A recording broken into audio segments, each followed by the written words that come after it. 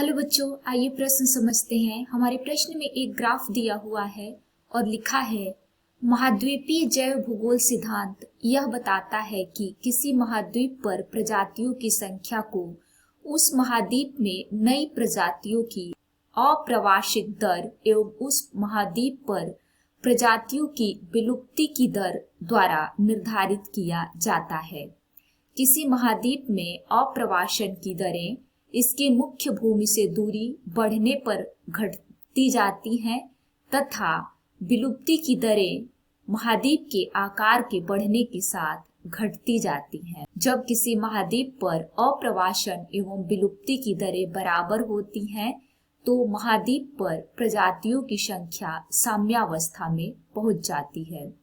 महाद्वीप की दूरी निकट एवं दूर तथा क्षेत्रफल छोटा एवं बड़ा का निम्न में से कौन सा वह सही संयोजन है जहां प्रजातियां S1 से लेकर S4 प्राप्त होती हैं। हमारा पहला विकल्प है S1 छोटा महाद्वीप निकट महाद्वीप, दूसरा विकल्प S2 बड़ा महाद्वीप निकट महाद्वीप, तीसरा विकल्प S3 छोटा महाद्वीप दूर महाद्वीप तथा चौथा विकल्प है S4 बड़ा महाद्वीप निकट महाद्वीप।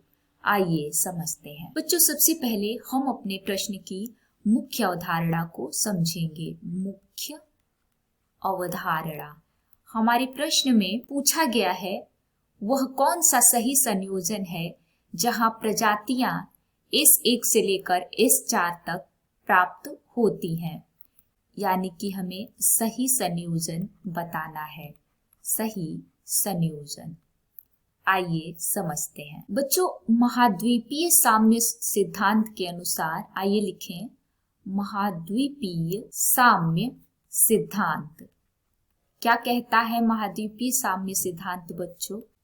इसमें प्रजातियों की संख्या की दर का निर्धारण अप्रवासन एवं विलुप्तीकरण की दर के आधार पर होता है। आइए लिखें प्रजातियों की संख्या का दर का निर्धारण कैसे होता है बच्चों? अप्रवासन एवं विलुप्तीकरण की दर के आधार पर होता है। दर के आधार पर होता है, यानी कि अप्रवासन की दर यदि बढ़ेगी तो प्रजातियों की संख्या भी बढ़ेगी। प्रजातियों की संख्या में भी बढ़ोतरी होगी और इस प्रकार प्रजातियों की संख्या के बढ़ने से अंतर जातीय स्पर्धा बढ़ जाएगी। क्या होगा बच्चों?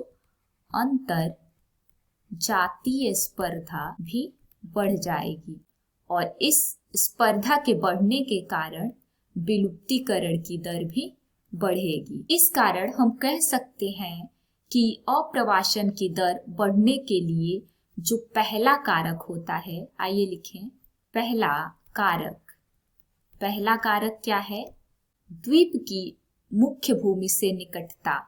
द्वीप की मुख्य भूमि से निकटता। और दूसरा कारक क्या होगा?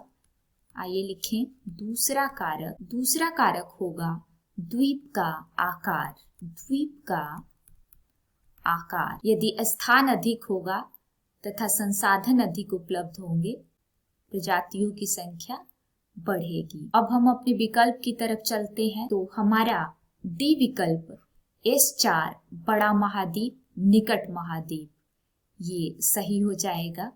उम्मीद है आपको प्रश्न समझ में आ गया होगा। धन्यवाद।